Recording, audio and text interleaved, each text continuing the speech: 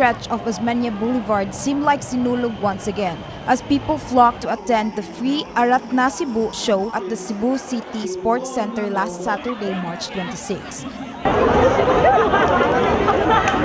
Fans flooded the streets as early as 1 o'clock in the afternoon for the 6 p.m. show, even despite the unexpected rain showers.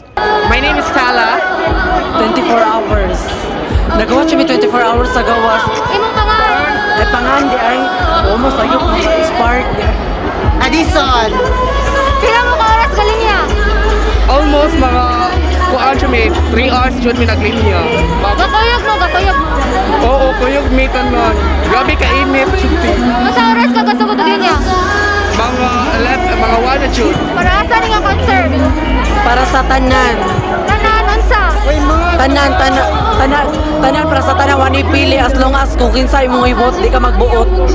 Para nimo para asa ni nga concert? Para ni Bongbong. Ano nakaingon ka? Ha? Ano nakaingon ka? Wala, kay Bongbong ko. Para nimo para asa ni nga concert?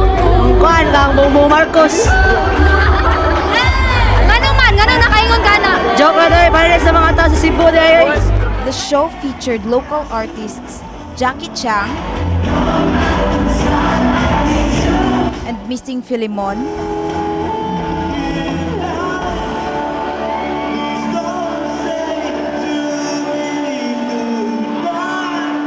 and national artists Michael Pangilinan,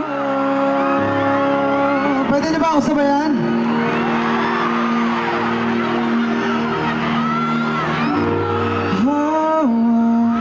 Block 9, December Avenue,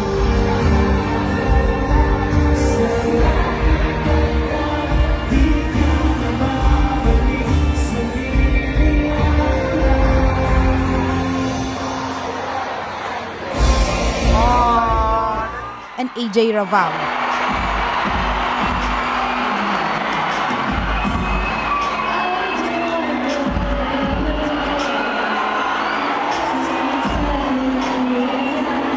Re-electionist Cebu City Mayor Michael Rama and his vice mayoralty running mate Councilor Raymond Garcia both took center stage as they danced to the beat of their party's jingle and to the famous TikTok hit Paro Paro G. Event organizer Barney Borja, in his official statement, clarified that the event is not endorsing any candidates for the May 2022 elections and that they just invited Rama and Garcia to greet the Cebuanos. He added that according to their estimate, 100,000 people attended the said event. This has been Sittie Fahida Cali, My TV Cebu's intern.